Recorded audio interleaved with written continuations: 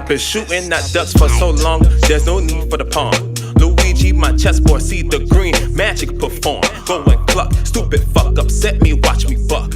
Yes, I'm young, but this GQ big units, these dead rappers, so what? Box them in, writing out these letters, won't help your bar, or box them out. No matter the paint, they frozen and posted up. Wow, I've been hunting.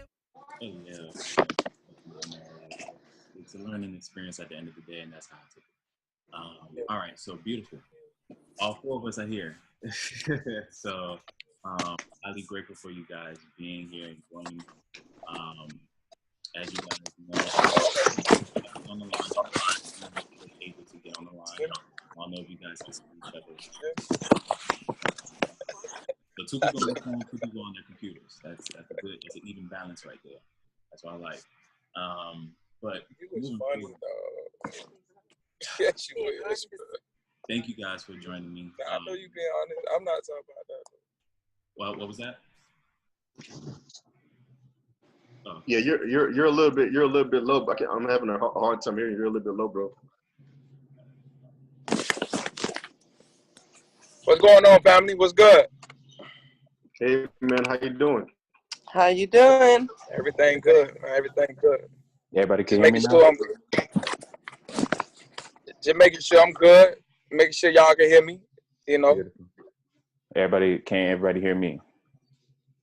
Yes. Yeah, I can hear you. 1, 2, 3. Okay, perfect. Perfect. Good. So for one, thank you guys for joining me tonight. This is just basically a very moving topic, and of course, this is what everybody's talking about: Black Panther. And I have my topics ready. I have my questions lined up. But overall, I just want to do a brief introduction for everybody, if you guys don't mind. So I'll start from my right and then move it on down. So I have Kaba first. Kaba first. I know, my bad. I had to put you out there. Nah, you go ahead.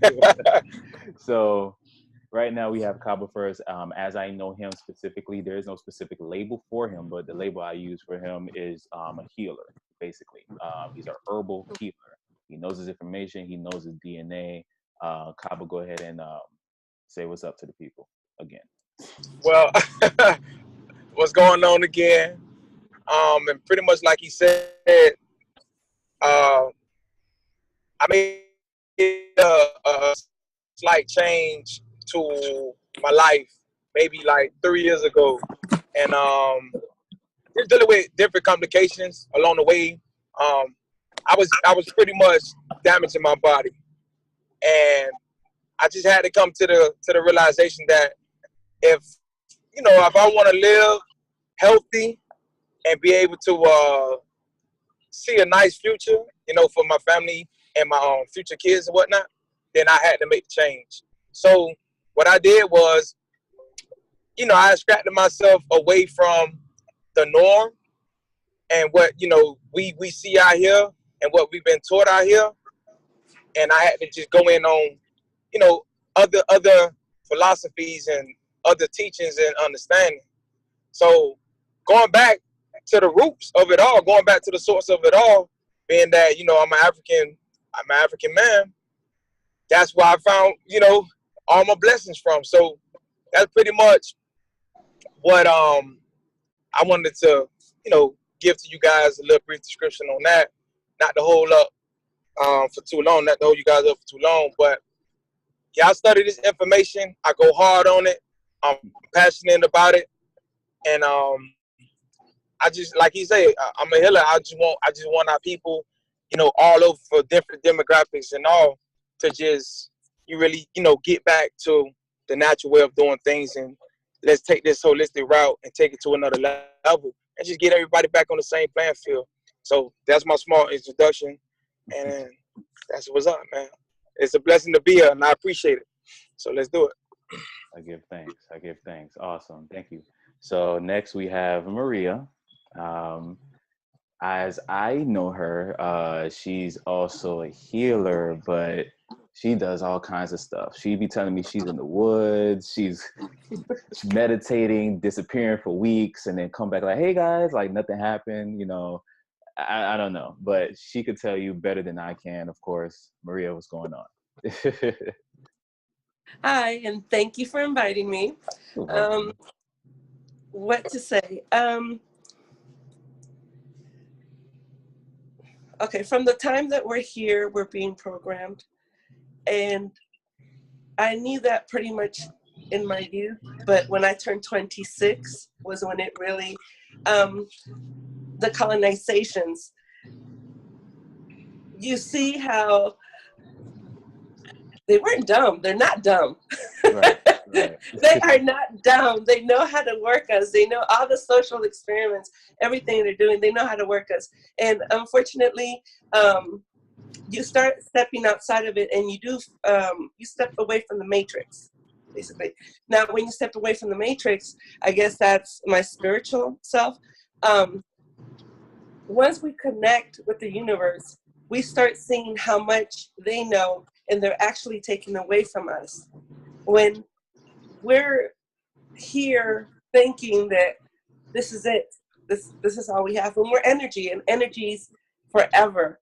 And if we tap into our forever, or if we tap into who we really are, you remember who you are, your ancestors, everything comes back to you.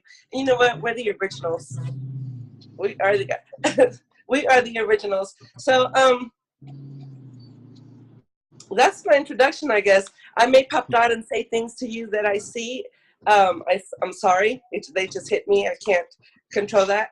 But I'm here for the Black Panther too, because as I like to tell people, they want to say it's a Marvel comic. It's not a Marvel comic.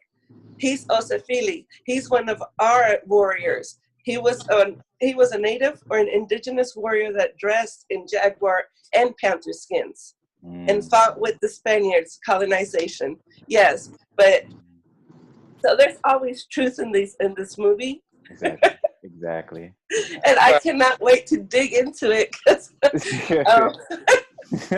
I see it in just to your share face. my culture with y'all, and you guys share it with me, and just the way that the movie is, there is so much into it. There's people want to say, oh, it's just a movie, it's just made up. No, for us, for people of color, no. Okay. Got you. So that's Maria. You see what I'm talking about? This is, yeah. Okay. No, I'm just joking. But next we have EJ, of course.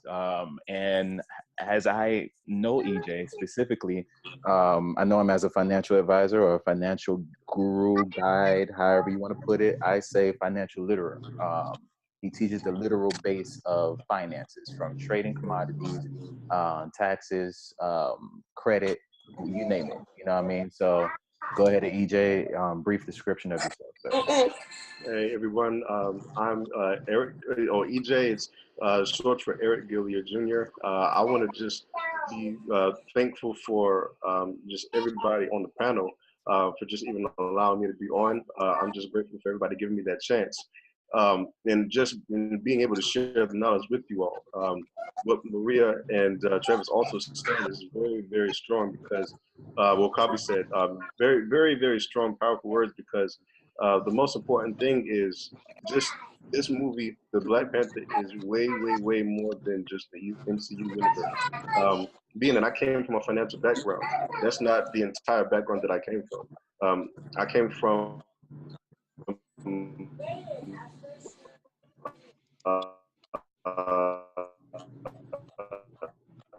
Breaking up a little bit. Yeah, you breaking up, King.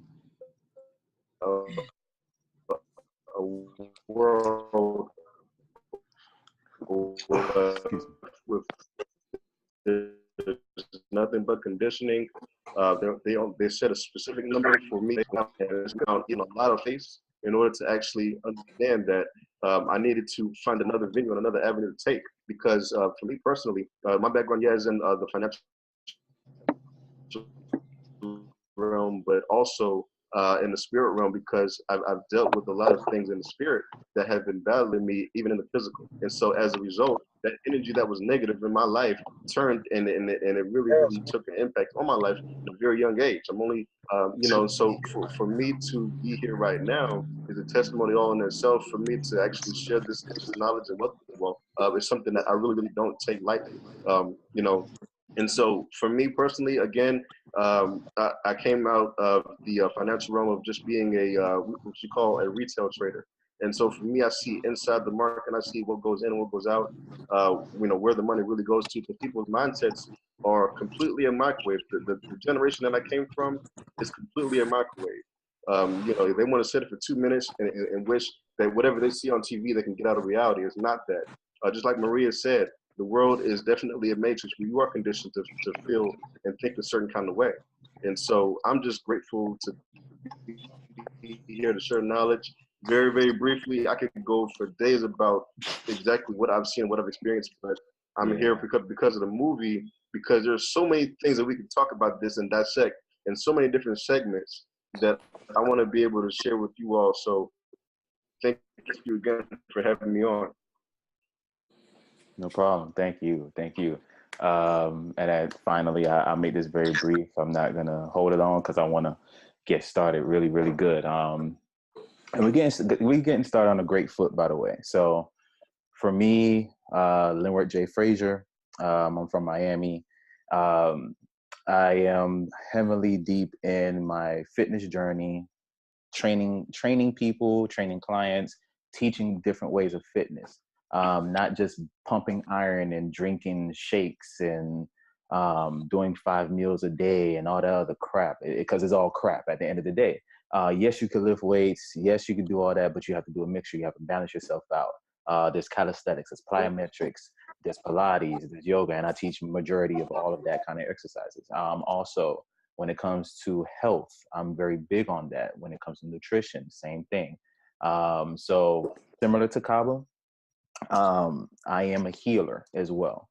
I very, very, very am into my herbal roots specifically when it comes to just planting, when it comes to cropping, farming, things of that nature. Where did I learn that from? Of course, my background is Jamaican. So I was literally bred into the herbal system, just knowing different ways on different fruits and vegetables that can either heal, cure, for the time being, depending on how severe the person's condition can be. So I know majority of what it is, but at the same time, I'm still learning. I'm still open to learning, because I just learned of a fruit called tamarind fruit or something like that. It's like a citrus fruit, and I've not even heard of that in my life. So at the end of the day, I'm still learning, and I'm still open to learn.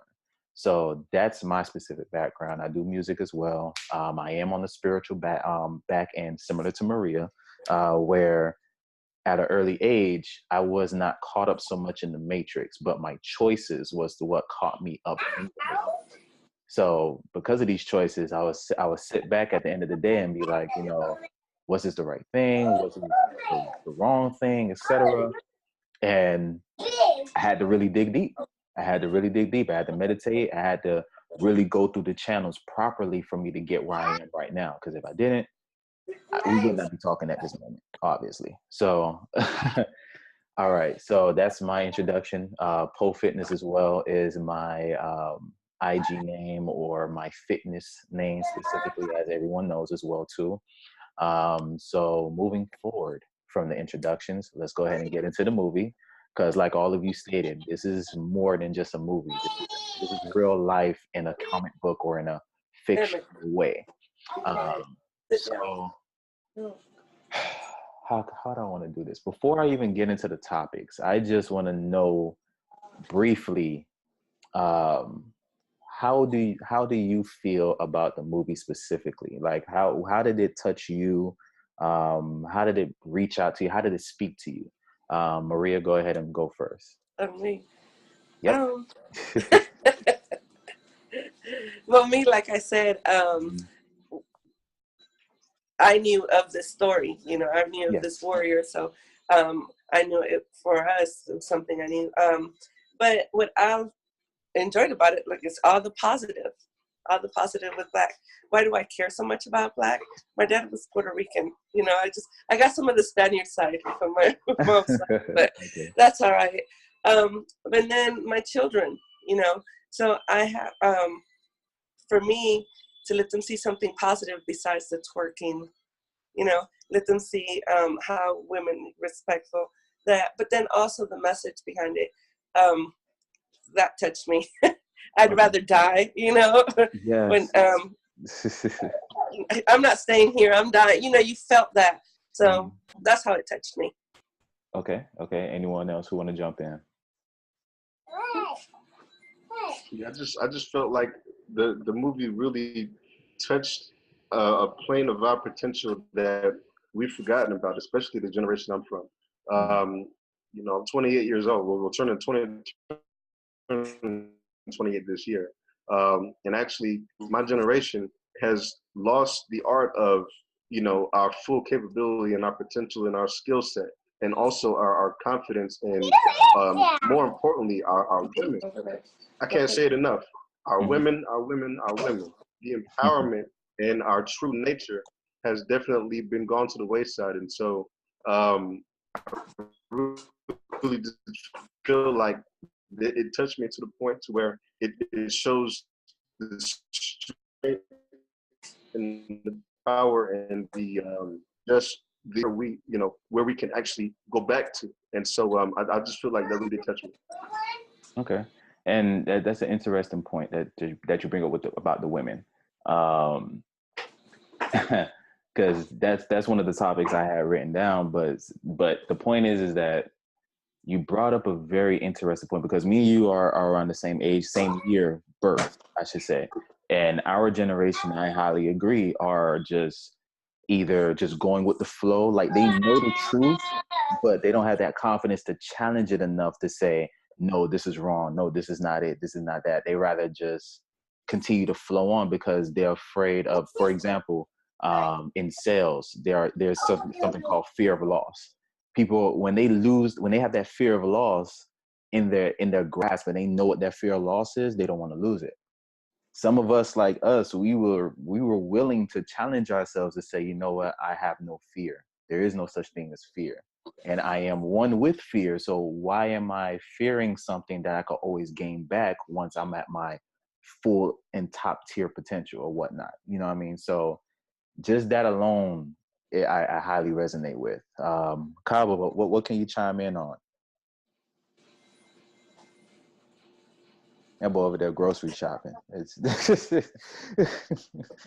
I don't even know if you heard me. Cabo. You heard me, man? No? Can't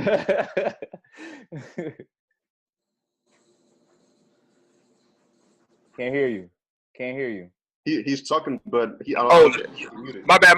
I had it on mute. I'm sorry. What you saying? No. We was asking, what was your feelings on the movie, very briefly, before I get into the topic. So we was just asking each other. Okay. To make it real short and simple, I have two sides of it when it comes to like what I think. Okay. But overall, Oh no. Yeah, I would say it was a terrific movie, and psychologically, right, in another light, in another form, in another way. So when our kids getting to see superheroes that reflect as themselves, that right there does a lot for them mentally, does a lot for them spiritually and psychologically. So overall, it was a great movie. I just wish that the narrative of it was a little different. I just wish it was a little different, and they didn't try to just make it seem like it was about only that part of the land dealing with that part of the people. You know, so I expected a little bit more out of it, but at the end of the day, like I say, for the kids' sake, for the young adult, right. it was a good movie for them. So, like you touched upon earlier, is that it can spark the brains, spark the minds, and we can really look at it as adults and teach our kids like, hey, look, this is what it's about. especially for example with Siri. Siri. I'm saying it right? Siri. Sure, right. With her in her technology skills, that's the movement. That's the next stage. That's the next for our kids. So they need to be learning about stuff like that. Oh, how can I get into technology? How can I, expose myself to this so I can be a part of this next shift that's taking place in the that was a very vivid part of the movie as far as her playing that role. So it's stuff like that that does so much for us on so many different levels, and I don't think we understand it. So us as teachers, us as parents, we could take advantage of that movie and really stimulate the brains, the minds of my intake on it overall. Now, I'm a piggyback off of what you're just saying when it comes to the education with the children and Shuri showing her. Camelback. Huh? Camelback. God, Camelback, yes. So when it comes to Shuri, you're absolutely correct because this is a young lady that is obviously look like she's in her early teens, early 20s, with this intelligence or with this knowledge. Yeah, she's 26. 26. Okay, bomb. And then you have, for example, let's keep like a little bit. Let's dive in a little bit in the Marvel universe. The smartest or the genius level of Marvel is Professor X, Tony Stark, Richard Reed from Fantastic Four, the Hulk, of course.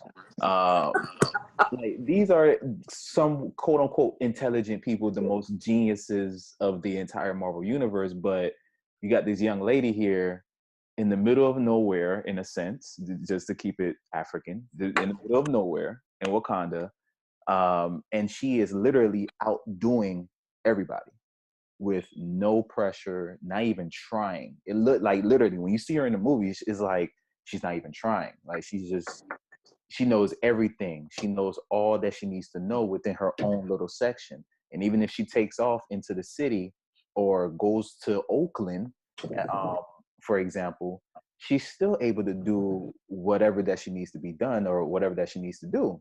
So with that being said, how do you specifically, do you think that our children or this plane specifically is ready for that kind of information, is ready for that kind of spiritual movement? Because it has to cohesively go within each other, from education to the spirituality to what's being taught with the technology. It's all in one at the end of the day, if you really, really sit down and think about it. But do you really think our community is ready for something like that? Anyone, don't matter, anyone. We can't get along. Oh, is that Maria? That's me. We can't get along. Okay. If we can't get along, how can we be ready? Exactly. And you're talking about within our own community, correct? Within our own community, within our own selves. Very true. I also look at this perspective as well. Inside the movie, you got a chance to see what the downtown area looked like in the city limits. Everybody that was using technology was, there was rarely any violence within the city. Outside of the city, there was turmoil. I don't know if my connection is going pretty good, but can you hear me pretty good? Right now, just know you go in and out sometimes, but go ahead. Okay. But yeah, so I don't feel like we're ready because that's almost like even near the end, I may be getting ahead of myself, but near the end where everybody was wanting to go ahead and, he was meeting with the UN and getting his technology accepted. I don't think that we're ready for that stage yet because I feel like, our people won't use it for the right purposes. That technology that Shuri had and that what she gave, even for the CIA agent, Ross, he was in awe when he saw everything in the very beginning. He didn't even notice what was around him until he actually woke up and walked around and looked, and even Claw, Claw was looking like, how do you not know about this place? How do you not know about what's going on in this area? You're the CIA. I've been trying to infiltrate for these, and so when Ross went there and saw for himself, he's like, and his mind is probably like, how am I gonna, what is this? How am I gonna share this with the people?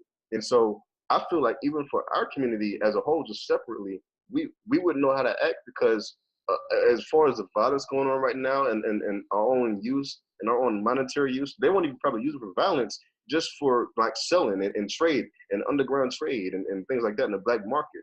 There ain't no telling what would happen if that got in the wrong hands. So I feel like if our mentality and our energy changed, like how it did somewhat in the movie in Wakanda, that would make it a lot better. But I don't think it would happen, yet. I don't think it would happen yet. Right. And it makes, and you guys make valid points, because we could sit here and say the opposite, but then when you go to the hood, it's evident. It's like it's right in your face. It's literally right there in your face. You don't even have to go to the hood. You could go into a black home in a suburban area and you just listen to their conversation and you hear how they talk, where the people that have made it out don't even want to go back and help because they feel uppity, or they feel they start talking down to the same people that were always there for them, even though it may have been bad or not. It's very, trying to find a word here. It's very unpleasant to think and to know specifically that we really can't get along and we can't wrap our minds around certain things. And we're not, and the key is to be open, right? The key is to change within ourselves, to be more open, to be receptive of such information. And if we're not receptive of such open information, then how specifically can we move forward with each other when we're stuck in, of course, crab in the bucket mentality, survival mentality? I don't get this survival stuff anymore, where I have to survive. No, just live. If you live, you already are good. Like, what is this survival tactic and survival? Because when you're in survival mode, your defense is up 24/7. You're in a kill mode. That's how I perceive surviving, or survival mode. So just to let you guys know, it said that the meeting would end in 10 minutes. So of course, if this ends, we'll just hop right back on. I'll give you another link to hop right back on, but go ahead. Kaba, go ahead and chime in if you can. I don't know if you heard everybody speak.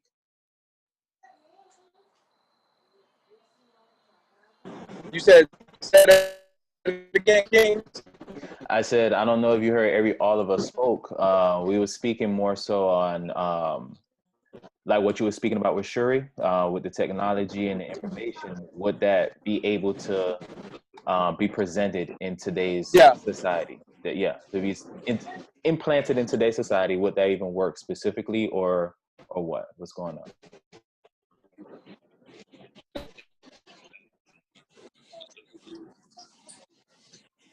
Do I think that would it be able to be implemented in today's society?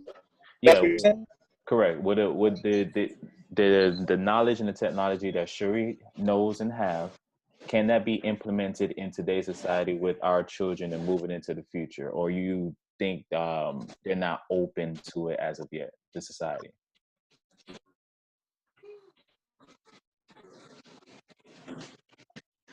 It can. I think it can, with the way these phones work, the information that we are available to, and these kids coming through, man. They coming through already ready. I feel like there's a lot of indigo kids that's being born, that's being birthed, and coming through these, coming through these portals. Correct. And they're trying every way possible to keep these kids coming through on that level, at that high intensity. So if the outlets for the kids and create the platforms for the kids that they can utilize this technology to the best of their ability, So we just need to we just need to keep doing what we doing, like things like this, and just find ways again to get our kids to share this knowledge and learn this knowledge, even if it's them going to school, right? Even if it's them going to school and learning it and bringing it back to the neighborhood, bringing it back to the community, whatever it is, it can go that route. So, for example, I remember a lot of talk about when Trump became the president to get it to school, because he was doing a lot of, a lot of things for the school as far as funding, giving money, and things of that nature. So I think the opportunity for our kids to get some of these back, implement and bring to the world. So sure. And the Black Panther movie was a prime example of how smart our kids are. And we need to do our job as great parents, great to hold them and inspire them for their dreams. True. So if it's images like that being portrayed on the day in, day out basis, guess what? It'll start sparking the minds of the youth. And once they see that, and if it's an abundance of it, the next kid gonna follow, the next kid gonna follow, the next kid gonna follow, the next kid gonna follow. Still great action, and you never know where it'll take us. So it definitely anything can. Just like they did it, right? We can do it. So we have to just not make excuses and do what we gotta do. So that's my intake. Highly agree. So by just us doing what we got to do, let's jump ship a little bit, where we saw in the movie where T'Challa was crowned king. That's the video. I'm sorry. He's lagging a little bit. I thought he was gonna say something, but we saw T'Challa become king. All right, so he becomes king, and now he did his battle. He was crowned. He did his celebration. Now it's time for him to go into the ancestral realm, what others know as the dream world, what others know as I know it as the astral projection or the astral plane. So as he goes to this actual astral plane, he sees, the universe all around him. He sees the plane. He sees the aurora lights, if you want to call it that, to really get a good description visually. And he sees the tree of life. And on the tree of life, he sees Bas, but he sees different versions of Bas, which are the different kings that have passed on, which are his ancestors, right? And then, of course, one of them jumped down, and he was his father, T'Chaka. So two things, all right? Two things, and I know Maria's gonna love this part. Before he even got into the dream world, he had to eat a specific plant, which was, of course, I don't think it was really specifically named anything. It was just a purple glowish plant, but a spiritualist know that that's the lotus plant or the lotus leaf. And we know of the lotus leaf, or similar to shrooms, DMT, it opens up the pineal, and you go deep within yourself, within meditation, to go ahead and receive more deeper downloads and to visit your ancestors as well also, depending on how you are meditating, if you want to reach out to them in that kind of meditative form, et cetera, et cetera. But that's what his channel was. He was channeling his ancestors so he can visit them and let them know, like, hey, I am the new king. That's the sacred ceremony for the other kings to embrace him and to know that this is the new king. This is who we have to protect on the spiritual plane. This is who we have to communicate to. This is who we give our energy and power to when he calls for it and needs it. Now, when it comes to that specifically, okay, do you even think, or do you even believe, in a sense, that the world will be that open or ready for that kind of spiritual information? Because That was very big, and I think it went over a lot of people's heads. For one, that's the first question. So I'll leave it right there for right now. But whoever want to jump on, go ahead. But yeah, do you think the world will be open to it? And what can you elaborate on that actual information specifically? If you got to go Well, deep, go deep. I don't care. not with religion around. Yeah. I mean, that's what religion. That's what it's stopping. Um, it's stopping it because Satan, the devil. So anything that you feel, remember when you first started elevating while meditating, Right. the very first thing that you felt was what? Fear. Mm-hmm. What am I? But why? You know, and the more that you kept on doing it, the more and the more. Is this it? This is who I am. This is my being. Those are the questions you begin to ask. You know, this is me. This is my energy. But where's the body? And that's when your body starts to weigh on you. You know, you start looking at everything like that movie Avatar. You start looking at it when we start to meditate and we start to feel the spirit, if you call it the spirit, but it's me. When you feel your being lift, the first thing that you feel is fear. You know, and a lot of people stop there for a while.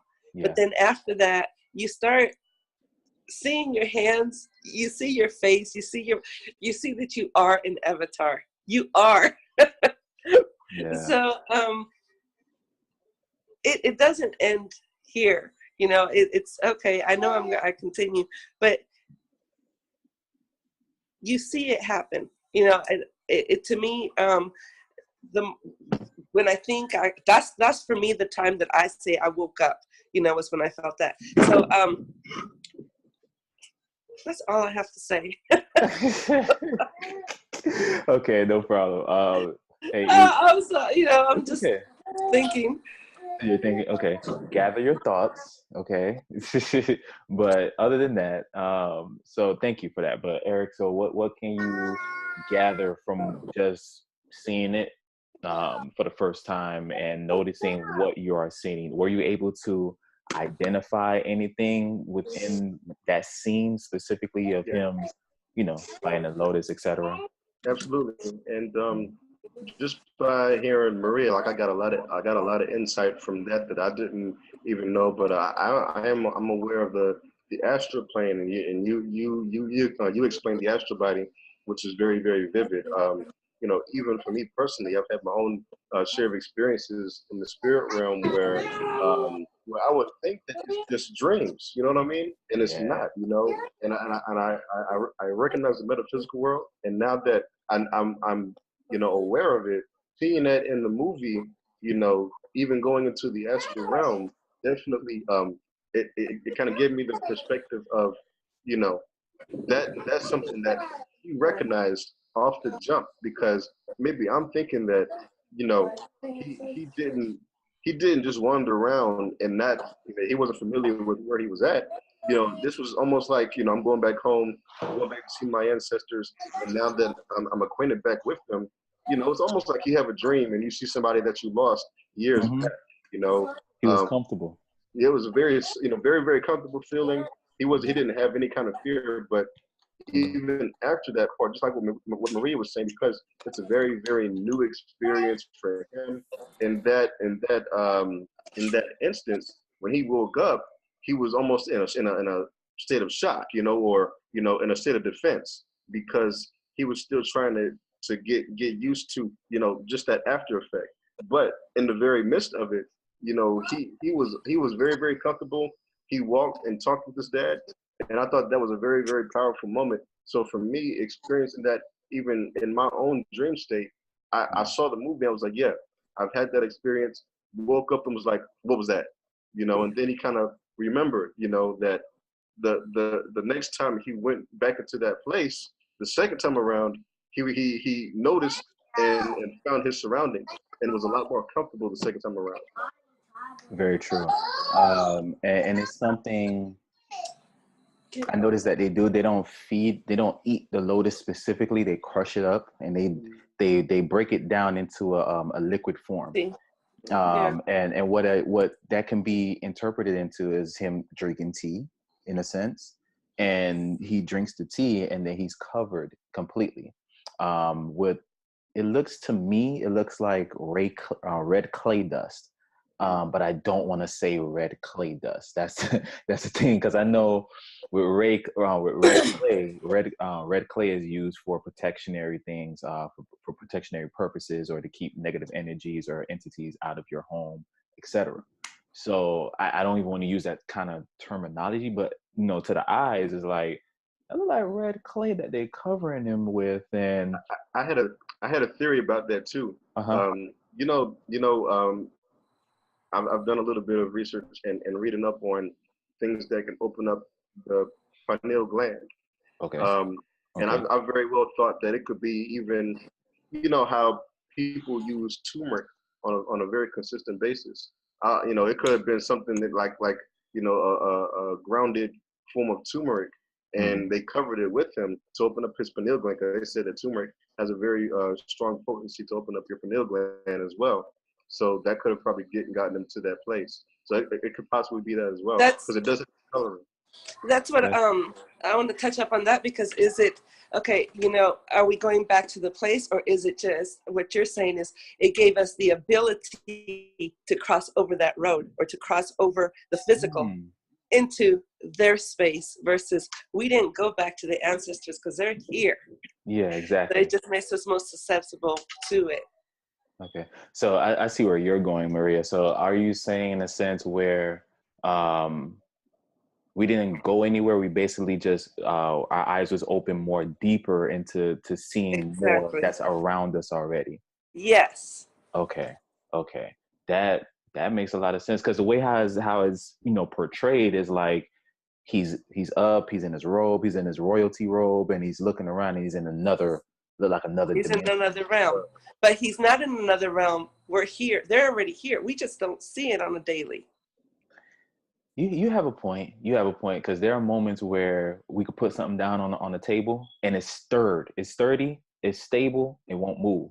We turn around 5 minutes later, we see it on the ground, and we're like, I didn't put that on the ground. But your mind is so, you're moving at such a rapid speed, in a sense, or a different vibration, that you're not thinking to say, well, that's probably my ancestor. But it depends on what plane or what kind of level of mentality you're on as well, too, to even go that route. You're just going to think, if you're just a normal Joe, church Bible thumper, you're going to think, well, the hell did I get on the ground? Let me go pick it up. You're not going to think second. You're not going to think twice. But spiritualists are going to think like, you know what? I should have meditated today, and I should have lit that candle. This is a sign. Let me go do it right now. My bad, ancestors. My bad. Like it happens that way. So that's very intriguing.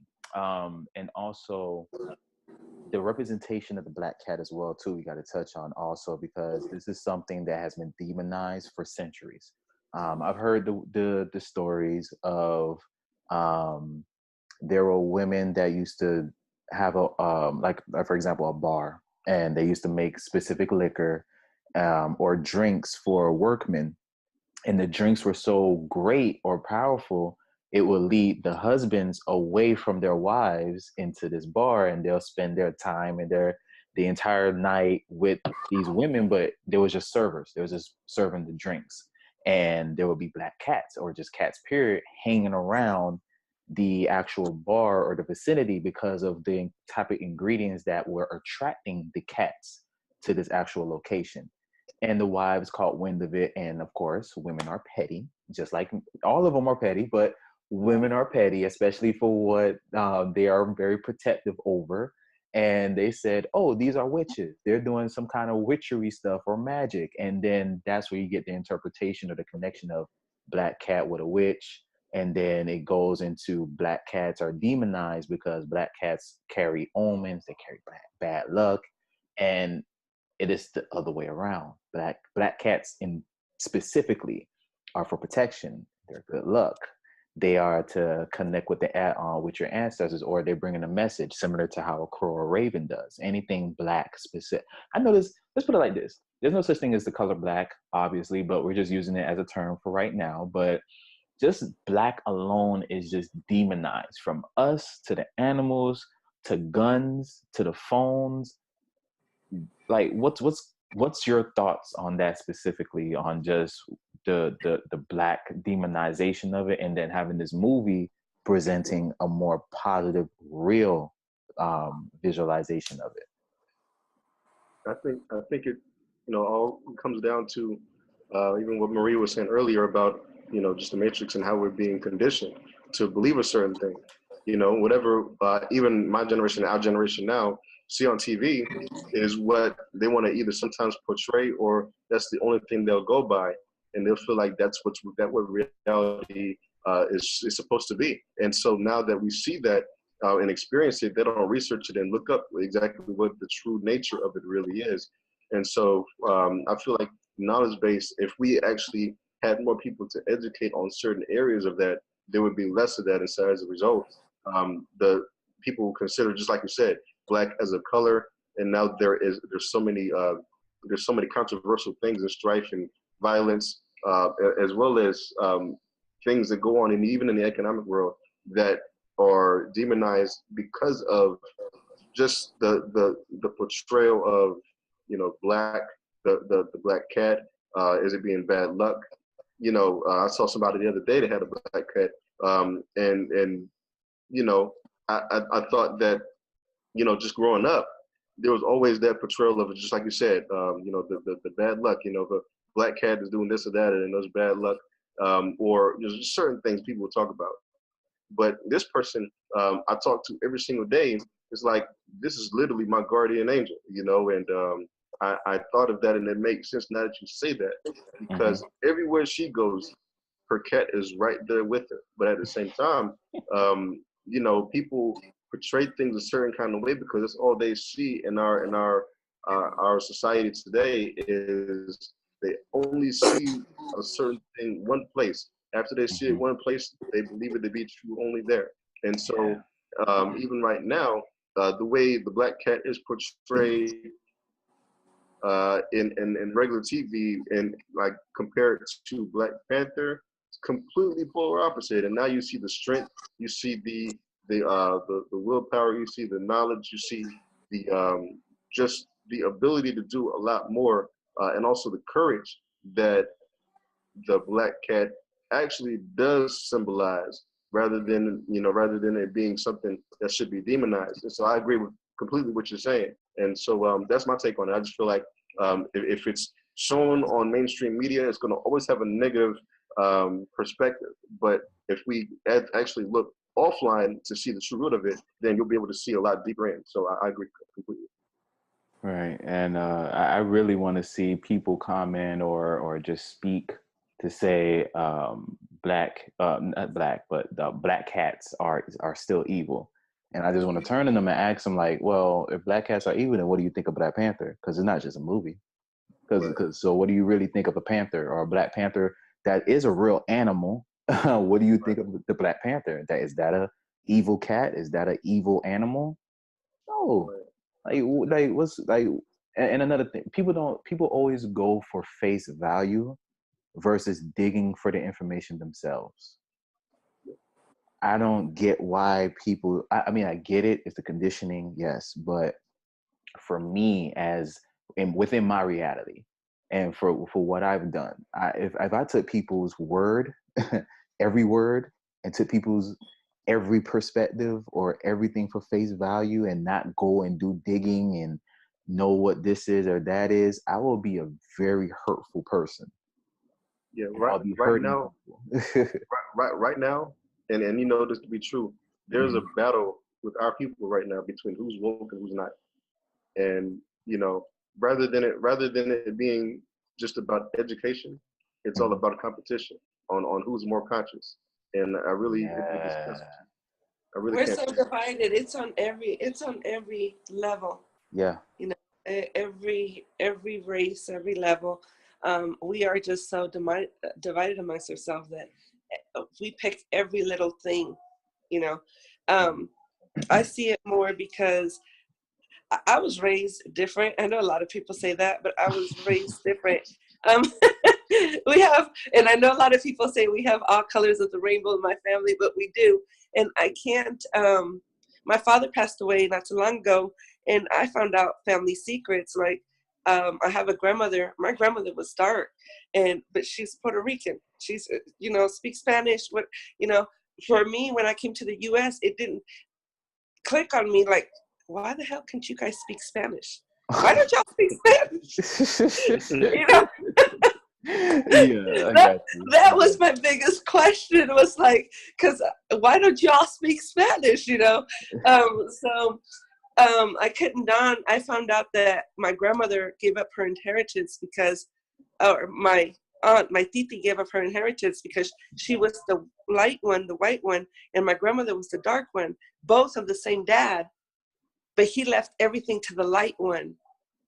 And I remember also some of my titis having a talk about saying, you know, how they had to pick at school. They made them, they had to pick.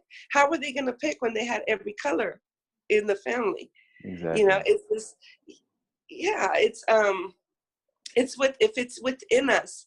I didn't think it was within us, but you know, that's my dad. That's part of his family. It was within us. We can't unite. We're breaking, and it's not just Black.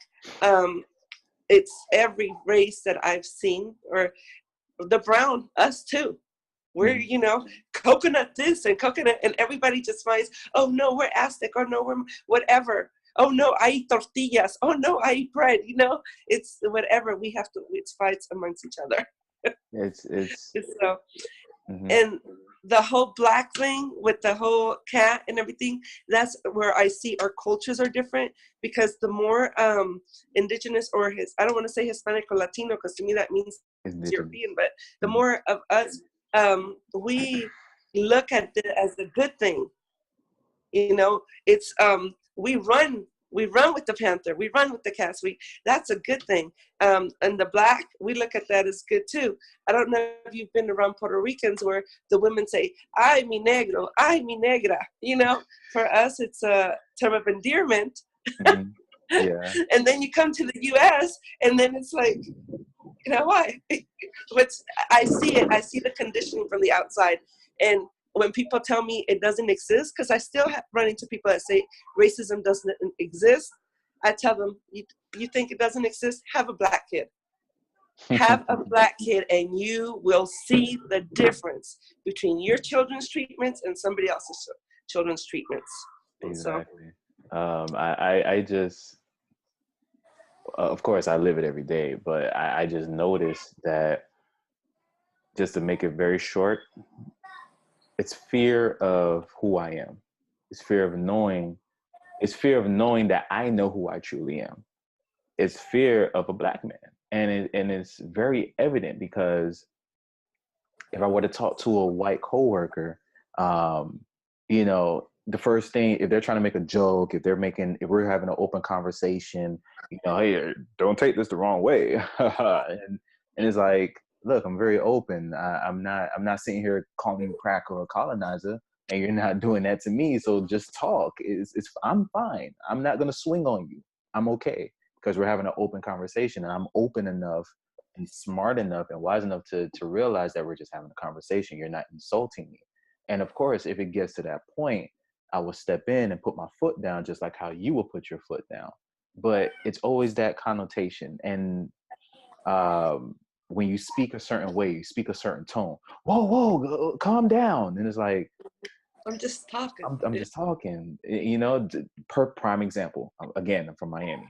You can walk down the street, you see two Haitians talking, or you see two Jamaicans talking, or you see two indigenous or Puerto Ricans talking. And, you know, we talk very loud. We talk like we're going back and forth, we're arguing. And then if you really listen to the conversation and you're really a part of that culture, you're sitting there laughing the whole entire time, because there's nothing that serious. But to the outside world, it's,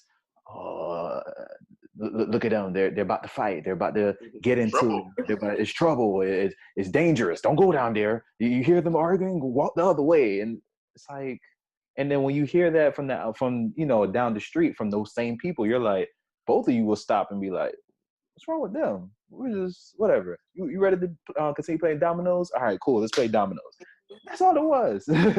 You know, and that is the reality I don't want to say forced, but that I chose to live in, because this is my reality. This is what I have to live with every single day. I have to step out the front door and keep my mind in a positive mindset to say that I won't get pulled over when either I'm walking or in the carpooling or driving myself or even on the bus. I won't get pulled over and get harassed.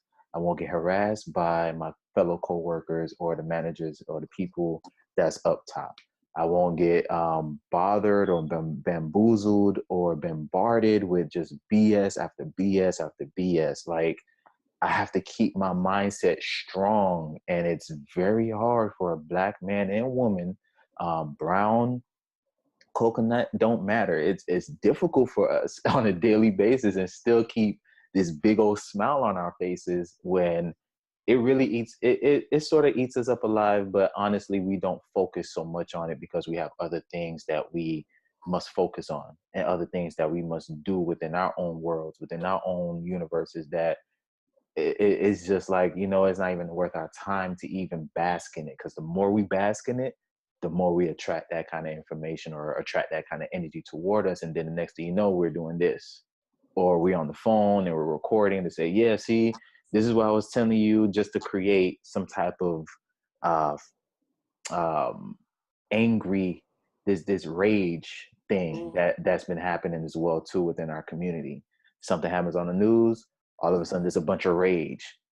A week later, somebody's talking about somebody's mama from a reality TV show done broke into somebody's house and did this and that or whatever, just a sex tape. And it's like, yeah, what? the emotion in it is a lot more public now because of social media. Yes. Because social media is now able to show what goes on when there wasn't any technology. Now the senses are a lot more heightened than they used to be. And I mean, because, you know, for me, I can't tell how many times you would consider, I guess, quote unquote, profiling, you know, every single year. You know, I've had the same neighbors for about 5 years. Every single year, at least one time a year, they ask me if I still live here, you know, or do I live here? You know, like, you know, I can't tell you how many times I've heard it, you know. So, I mean, it's very real, but at the same time, you don't expect somebody my age to be doing these kind of things because, you know, I always go back to my generation. Not ashamed, but I'm not embarrassed either. I'm just a little bit disappointed because I came from this generation, but at the same time, there's always a way to show an alternative, and I feel like this movie did that because it shows the mindsets of our people. And, you know, people had a boycott about why there was so much of a percentage of Black people than it was white people. Well, because of this perspective, we had to do this. Ryan Coogler had to do this. And so, you know, the CIA Agent Ross, in my honest opinion, was all white people to actually experience the technology and the knowledge and the strength and the courage that we actually do portray.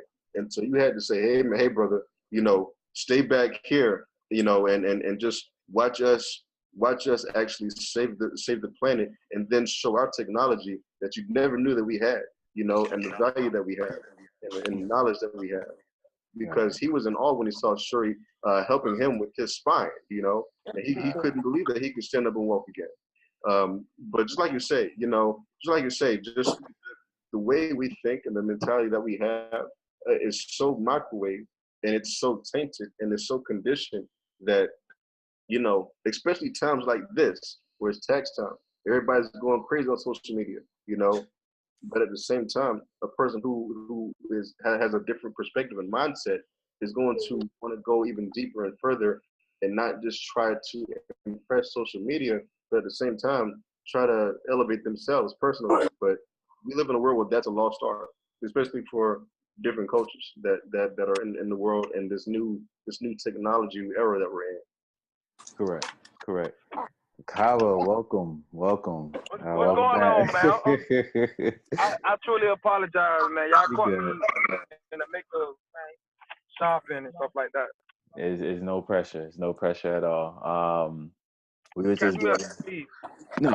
basically what we was talking about, similar to what me and you were speaking on the other night, when it came to the astral plane, and we was breaking it down as far as how it worked, the different tools that they use are for T'Challa to get to the next level to speak to his ancestors, things of that nature. That's what we were speaking basically on, and we got into the mentality of our people, the depiction of just black alone with the cat, and how it was demonized before, and now it could probably change for better, in a sense where the color black with the black cat, for example, that could be seen as a more positive light versus a demonized version, because this black cat was the one that saved, you could say it saved the world in a sense, in the movie, in a sense, or saved his own civilization or nation,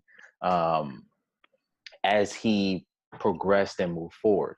All right, so that's where we're at. But we're just gonna go ahead and move forward, and this is where it's gonna get a little bit more fun. Of course, everybody loved Killmonger. Everybody realized that Killmonger was every one of us over here. Like it was a in-your-face depiction, 100% on who we are. And what's funnier, not funny, but you get what I'm saying. What's funnier about it is the fact that he was in the museum and he didn't care about the money. He didn't care about nothing else. He went in and was like, nah, don't worry about it. I'll take it off your hands. It's vibranium. Don't worry about it. I got you. And she's like, excuse me? Just like what we was talking about earlier. That fear kicked in real quick. A black man telling her about, don't worry about it. This is it. And teaching you knowledge about what the artifact is. Yeah, she's terrified. She's terrified because immediately right behind the little right behind them was security. The second she looked at him, it was like, excuse me, sir. Like they was ready. They was already fearing the man already. But the point of the matter is that he already knew where he was coming from. He was a depiction of us, which we know where we're coming from. And on top of that, we know exactly what the colonizers are capable of 100%. So, damn, 10 minutes again. Tim, you know what? I'm gonna just pay this $15. I'm gonna just let this ride. I can always cancel it. But point is that as I'm doing that, what did you think of Killmonger's character specifically? Like, you know, what was your take on that? My take on his role was like you said. Mm-hmm. You know, I'm gonna pretty much come back off that because, yeah, he did represent us over here in America. And see, the thing is about the Black Panther movie, not to kind of get off the subject. Go ahead. Mm-hmm. It was like, it was showing a time to me where we were in position of power. So it was like the scenes were kind of like contradicting a little bit, because we know at one point in time in ancient history, because to me, and if you feel different, feel free to say so. And if any one of you guys feel different, feel free to say so. To me, it's based off Kemetic. That's what it's based off on, because when you go in history, you see at one point in time when we ruled, you know, we had all the resources, we had all the land, and then it wasn't until the invasion of, you know, people like the Persians, the Greeks, and the Romans things of that nature. And when we fought, you know, endlessly, and eventually they took over, right? The colonizers, right? Mm-hmm. So in the movie, it's showing that time frame. It's showing that time frame. And then with Killmonger, right? He comes in and he's showing a different time frame. But again, in present day, the movie is not relevant as far as Wakanda is not relevant right now, because we understand that Africa is stripped. Africa is invaded. Kemet is no longer Kemet, right? Mm-hmm. Egypt is no longer Egypt, right? Africa is not the way that they put it out there in the movie now. So again, to me, it's like the scene. A lot of scenes are like contradictory, but I get the concept of what they were doing. But to our people, right? They're gonna see it and they're gonna be like, well, damn, this, you know, what time did this take place? When did this happen? Is it true now? Like, is this what it really is now? And if you really think about it, it's like, no. Maybe in some parts of Africa, they still may rule. They still may have a little bit of this, a little bit of that. I'm not saying it ain't like that. But with Killmonger part, and he come in and he like, yo, what's up? Our people over here are starving. Y'all got all the resources, things of that nature. That was cool. But again, we know who in control of those resources right now. Mm-hmm. You understand what I'm saying? Is it making sense? Yeah, it is. And to add on to what you're saying, it does make sense. But my whole entire, because when I saw the film the first time and I saw how Killmonger, I immediately identified with everything, and I saw everything that what it is for face value and deeper. Just looking into it and me knowing of the character, just from the comics alone and the knowledge that I've already researched. So with that being said, Killmonger had a very awesome and beautiful approach. He actually did what damn near everybody said when Trump went into office. Okay, when I'm gonna leave, I'm going to Canada, I'm going to Africa, I'm going back to my home. He actually did it. He actually went back himself by himself and brought back one of the colonizers that in the comics killed T'Chaka.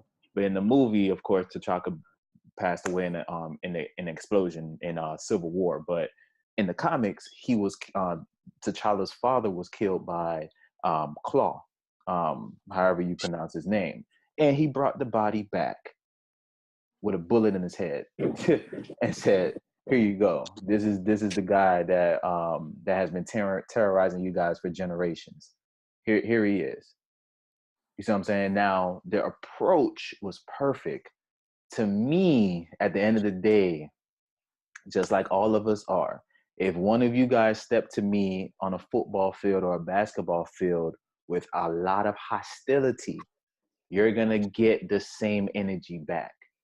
It's all about how you present yourself at the end of the day that a lot of us don't necessarily understand or correlate with too much. And we may know it, but we just don't care at that time. We just want what we want. We want to get what we want at the end of the day. And it's like, you can't do that. It's some things you just can't do that with. You just gotta literally present yourself in a sense or in a manner, in a way where you are coming in a very awareness kind of way, or very, it's alarming, it's awareness, but at the same time, you're still bringing yourself to say, look, these are the kind of people we're dealing with over here on the outside.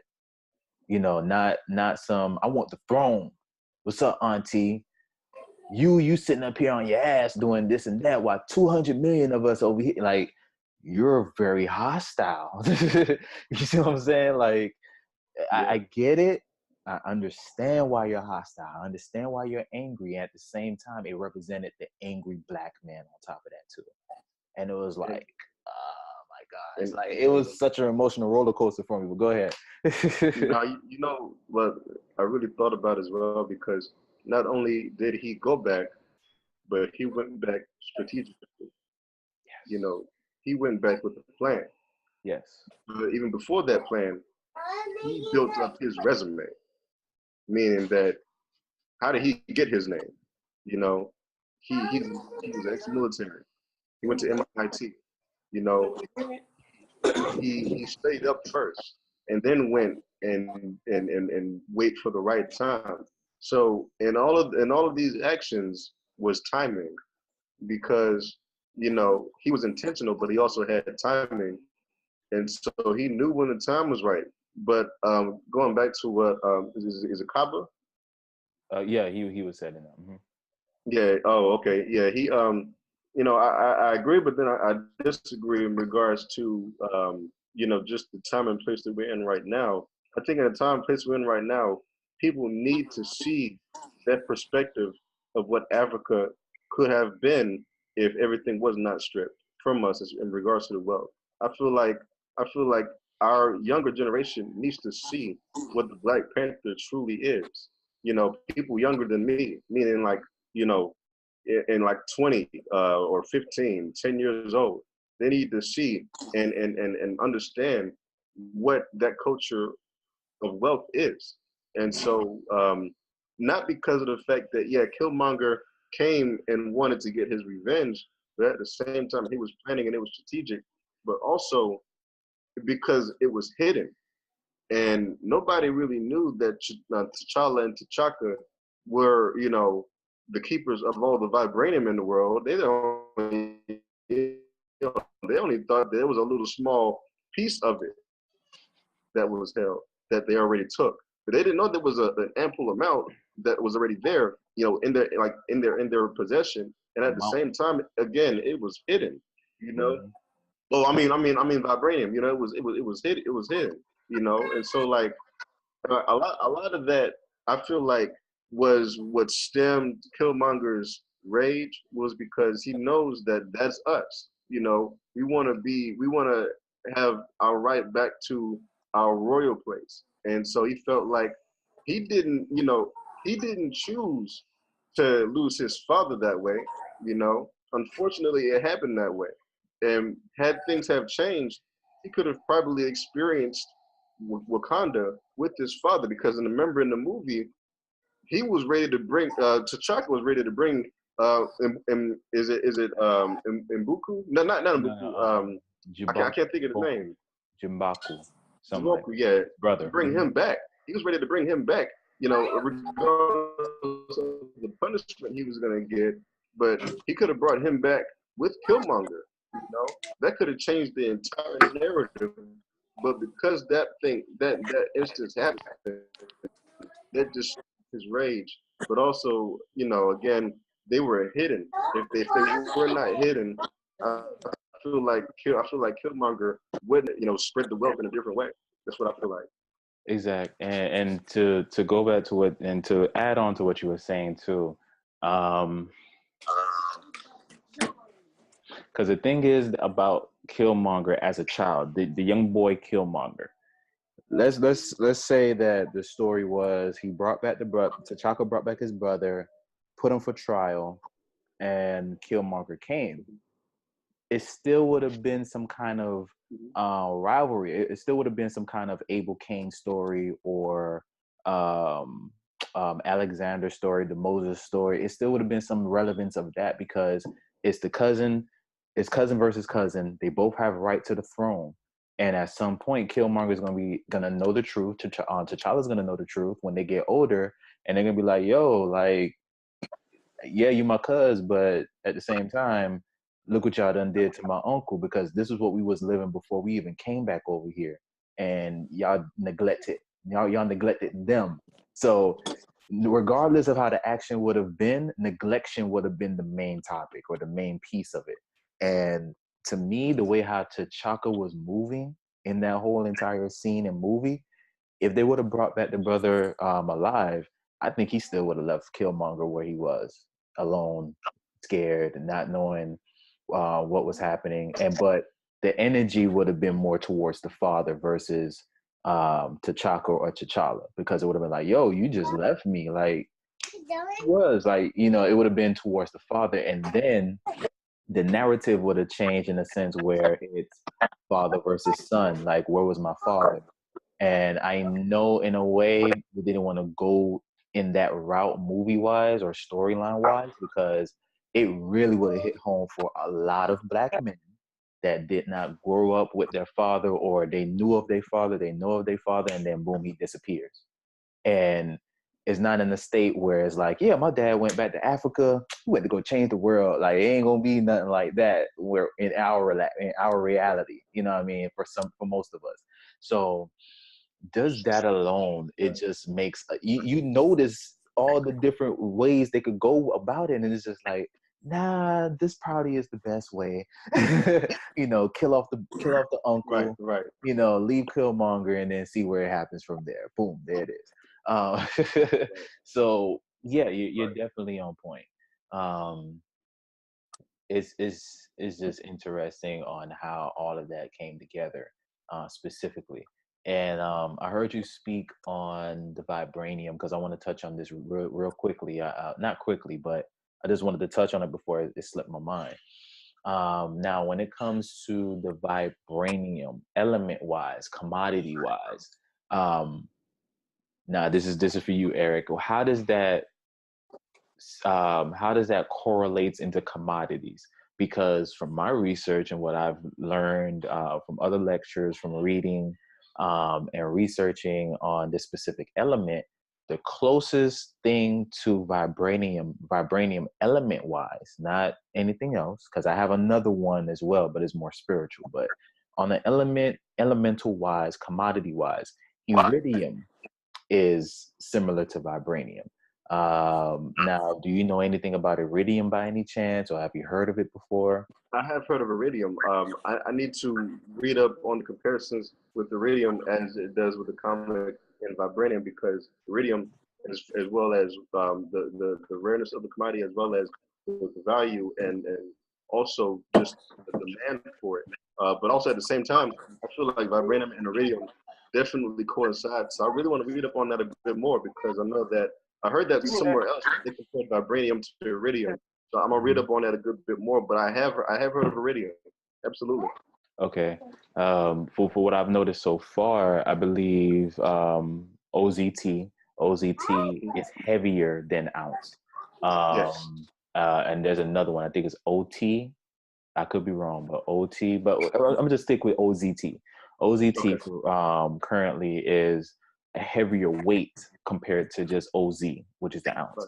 So it's like when I started looking into that, I'm like, okay, so if 20 tons of iridium, what would that is in ounces, what would that correlate, or what would that translate into OZT?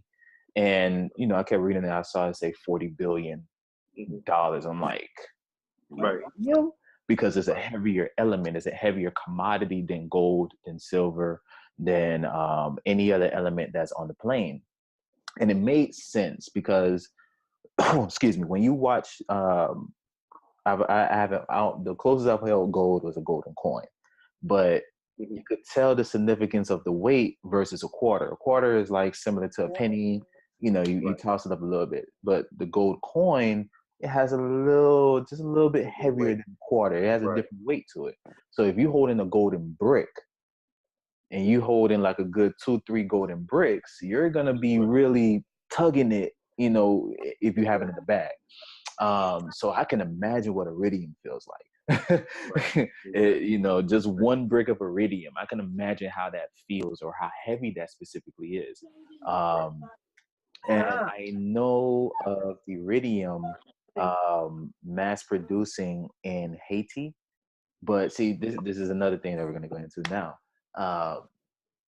The depiction or perception of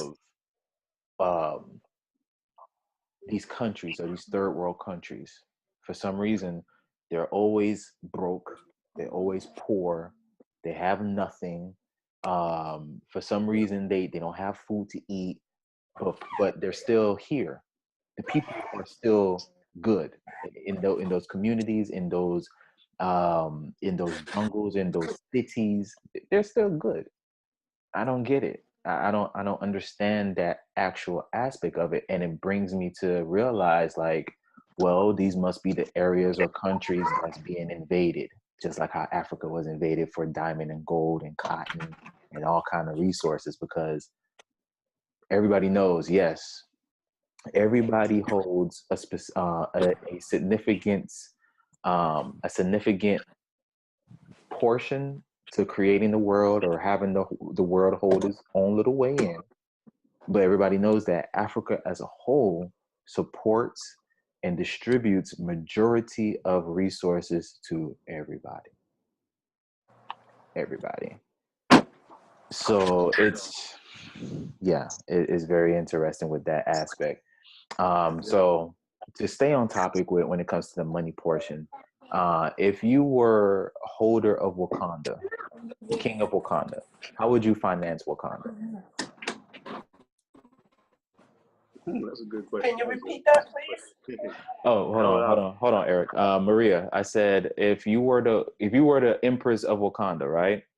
How would you finance Wakanda? Eric was about to answer his portion, or do you? No, I want to hear Maria on that. You want to hear Maria? No, Yeah, no. How would I fund Wakanda? Is that the question? correct. Finance it. Yes, that's correct. How would you financially grow Wakanda? Like, what would your main portion be to keep it Oh going? my goodness. Oh my goodness gracious. Yeah. Before that question, or before I pass that question to anybody else, I just wanted to, I had a comment on the resources of Africa. Like you said, that it's so portrayed, all these third world countries. However, they've got all this gold, they got all these diamonds, it's not that it's a third world country, because it's not. That's what they're telling us it is.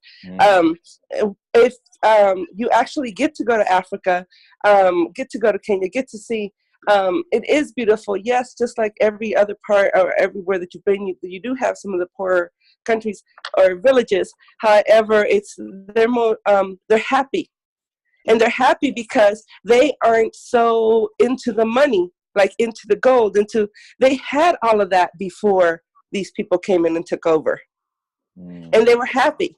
They were traveling already all over the world. It was nothing new. They were already trading. We were already trading before this happened. It was nothing new. So, I keep forgetting I'm on this camera. Damn. It's fine. Take your time. Yes. Take your time. We're working with but we were already doing all of that. Okay, yes, the diamonds, all that, but that was Earth. Diamonds are so overrated. They're this much value. Please, Africa is never gonna finish producing what it produces now. True. That's why it's not. So how is it a poor country? Thank you. Thank you. That's what I'm trying to like really get to, because it's like, how are you telling us this third world is poor, is this or that or the third, and it's still thriving, and it's still thriving. Yes.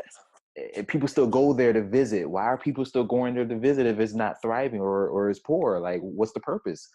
and there's so many diamonds that's why I said they're so overrated, because there's so many diamonds. They purposely keep them from us here. Yeah, they do. But I'm gonna be dead. We're all gonna be, we're all gonna be, our skin's gonna be dead or whatever, and it's still, Africa's still gonna be producing. Still, we're gonna be told, you know what? No, it's the poorest country. Poor people. that was my comment on that. Got you. All right, so go ahead. I feel like as far as like how I would finance Wakanda. Is that what you say? How would I finance Wakanda? That's correct. Yeah. So because of our experience in the U.S. and in knowing exactly how our U.S. dollar is doing, I would not go to the regular fiat currency. I would stick with mainly commodity, meaning vibranium. I would also stick with, that being its asset. I would stick with that being its asset. Just like how right now the US dollar, I don't say it should. I say it will need the gold standard back. It will need to have gold as an asset again, to at least be back, because the currency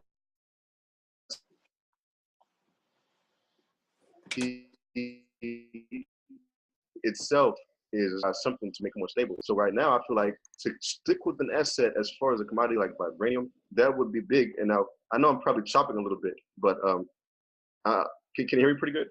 Yes, continue. Yeah. Okay, so right now I feel like because the fiat world is hurting so much, I feel like sticking with assets and only asset backs right now would be the best way to go. Because in my honest opinion, I don't too much like having, having to exchange something for currency. I wish we would just completely die away with having to exchange something for currency. Now we do live in a world, we do have to exchange things for currency. Maybe we'll live in like an economically free world.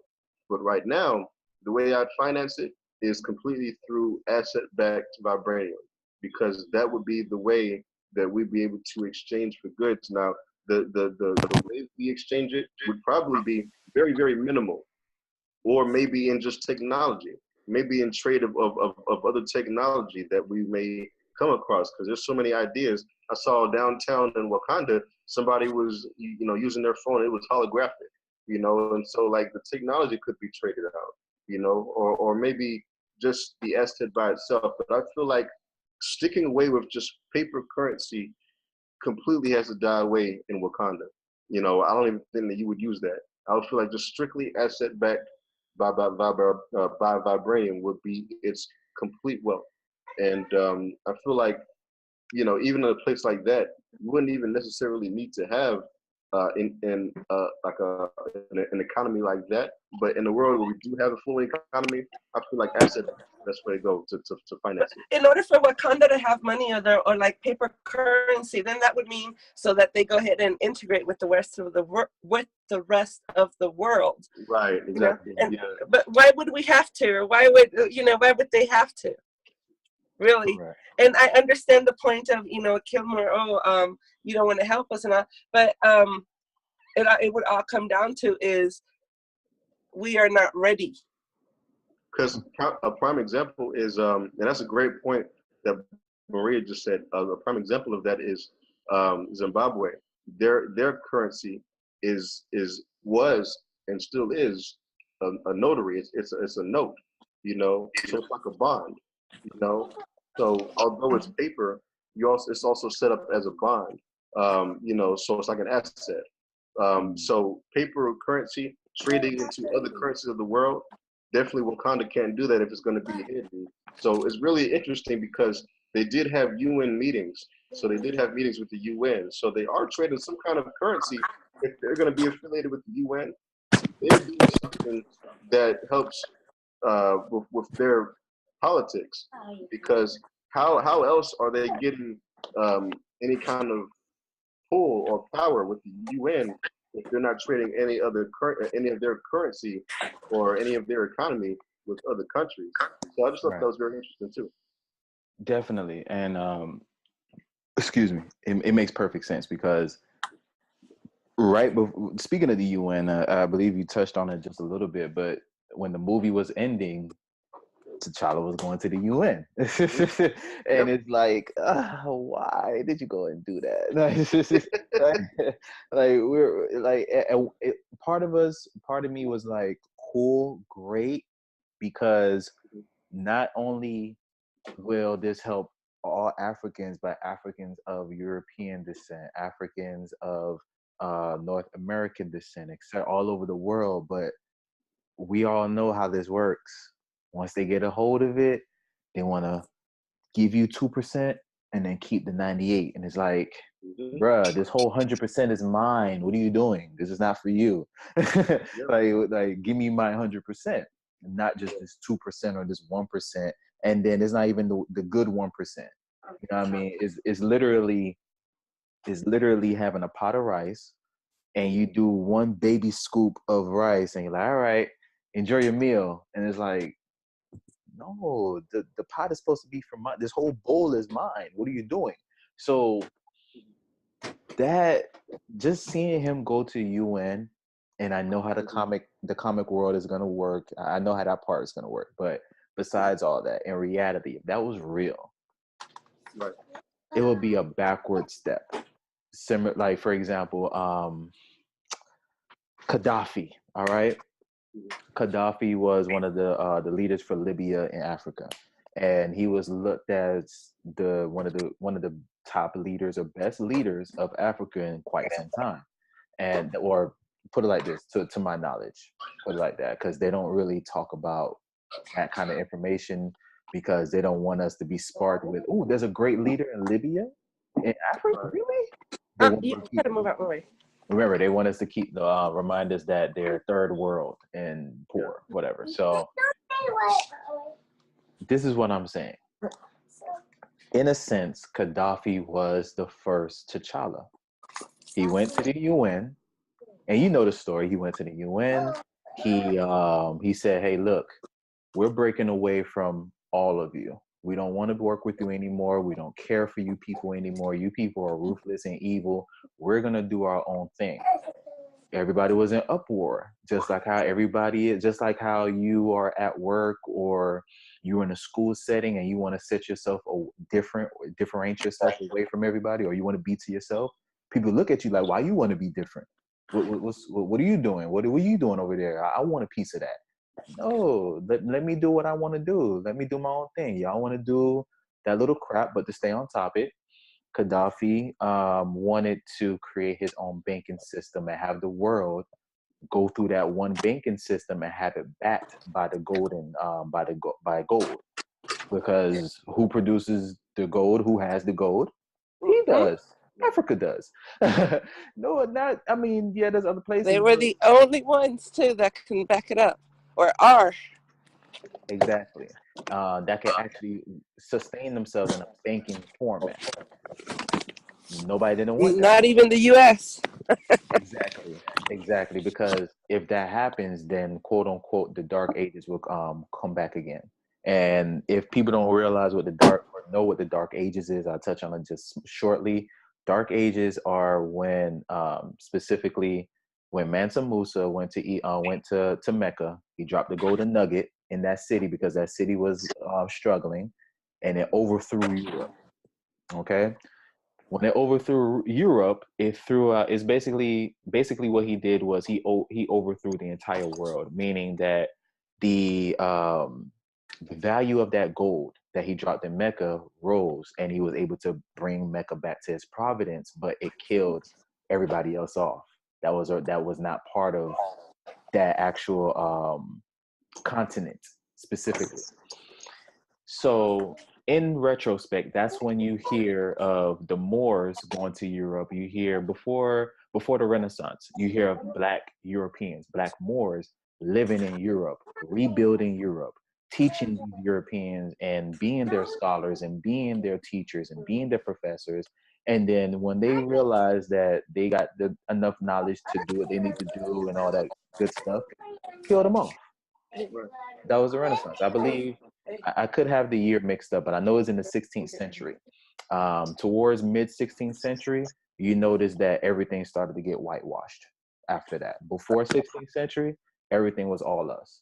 So again, to stay on topic, those are the dark ages. So if Gaddafi would have went on with, if he would have got granted, or if he would have did it by himself to say, yeah, I'm gonna go ahead and create this bank that's backed by gold or commodities in Africa, and it's gonna be based out of Africa.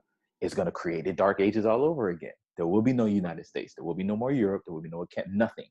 Everybody got to go run to Africa and give them all their money and trade through them. And of course, that's a benefit for us.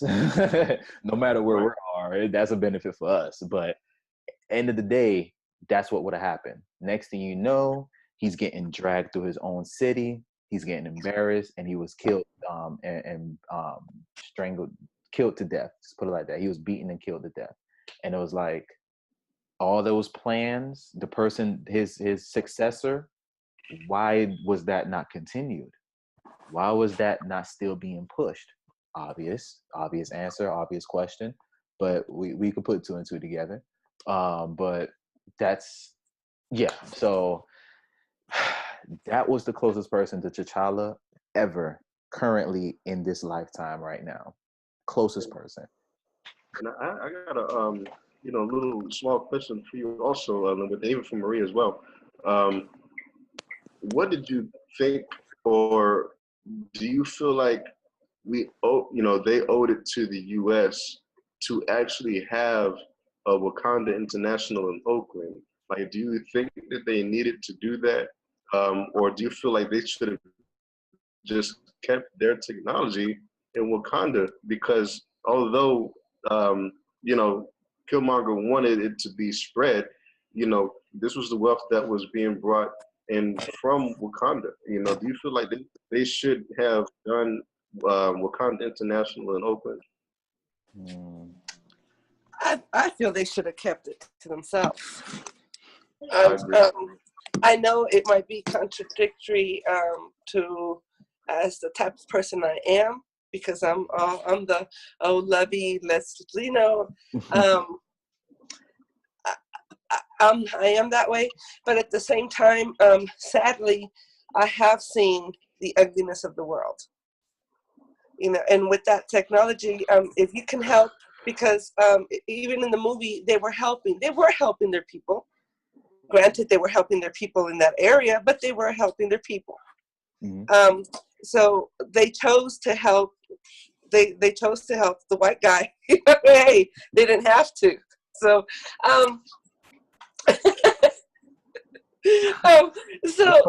Funny. Go ahead. but because of and this is just me, modern day, what I have seen coming to the U.S. or being here, I can see why keep it to ourselves. Hey, just keep it. What do we need? With that sort of technology, there's always going to be somebody that's greedier than another person. You got more money. The way that this world works, the way this physical world works, is money, gold, whatever. You got most, that's where it's going to go to. So then it's going to go to another country. It's going to bomb us. So, yeah. by keeping that technology, they're actually protecting the world. It's similar to what she said, but a little bit more different. But it is contradicting because, and I don't want to say double standard because I just don't want to say double standard. But a part of me want to say yes, but in a more secretive, in a Moorish way, where this is being fun. This is not something we're gonna broadcast. It's not something we're gonna be showing to just anybody. This is something that's strictly for us, by us, and to us. And there will be special schooling on how this can be done. And what I mean by schooling, not just teaching of how vibranium is, how it works, or etc., but also teaching the spirituality of it as well too, because when you speak the spirituality on top of the education, as a teacher or a scholar, you're able to identify children, by the way, because this is going to be for the future, so you're teaching children this stuff. You are going to be able to identify the children that are able to handle this kind of information, and the type of children that are going to be so greedy and so more for themselves in a sense, more selfish. There you go. In a more selfish way, because yes, children are children, but children are just ancestors. We are the ancestors basically. And if you're not really thinking on that kind of aspect, just observe a 2-year-old and see how smart and intelligent they maneuver around a room. But the entire time you try talking to them, they can't really speak yet. You're thinking, oh, they're just a baby. They ain't listening. They ain't this, they're that. But they remember all that you just said. They record everything. They know exactly what's happening. That's why they're able to walk so quickly, or they're so anxious to start crawling and to start getting on their feet. They know what's good. They know how to move themselves. And then once they hit that wall of these labels and laws and this and that, then their mind is like, I don't know what to do anymore. I give up. Yeah. You know, but to continue, that's my aspect of it. But then there's the other side of me that agrees with Maria. No, keep it within his homeland. Because the second, just like how they did the Black Panther Party, just like how they did Malcolm X, just like how they did the Europe, the Black Euros, they will infiltrate. Yeah, Okay, so here's a question then. I'm your buddy. Go ahead. Go ahead. Okay, so here's a question then. Okay, so let's say, okay, we're going to share, right? But history has proven Yep. the white man is greedy. So then are we getting rid of the white man? No. If we're going to share, if we're going to share, okay, let's share with everybody. So let's share with everybody. But everybody that's like us. Right. Well, here's my So thing. now what? Now what to that? Well, it wouldn't get rid of the white man, no. But my thing will be bringing back segregation. And what huh? Yeah, bringing back segregation, and not in a negative tone, because if it wasn't for integration, we wouldn't be where we're at right now.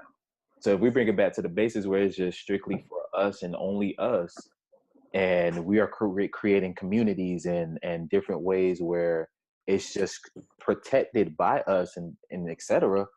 There is no such, well, I'm not going to say no such thing, because they will try, but they won't be able to infiltrate so easily.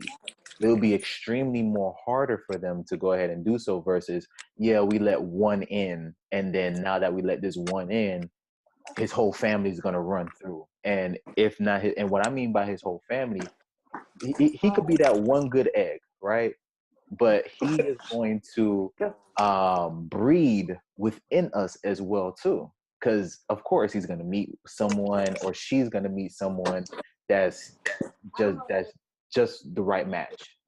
And then within history and within the future, within that astral, that ancestry lineage, there's going to be that one grandkid that's just going to be like, no, this is for all of us. This is supposed to be for us. Yep. And it's going to start a revolution within that little bracket. That little one tree off the family tree is going to start a whole different chain reaction. And it's going to be back to this level again. It's going to be like, wait, how did we let this happen again? You know? That's why, you know, that's why I feel like it's a terrible idea for them to share their technology and knowledge, because a prime example is even just staying in the MCU realm. Mm-hmm. It was a terrible idea for Tony Stark to share his knowledge and technology, although he wanted to be in the forefront, you know, and show his wealth. Now everything is militarized. Now all this technology is creating more malice. So just think if they have vibranium in the U.S. and in other countries. It doesn't just go to the U.S. and now it's being traded within other countries now. And so now it's in the public domain. And so now that they have this outreach, you know, it's going to be further than just outreach. It's going to be an outbreak, because everybody's going to start to turn a little bit more violent.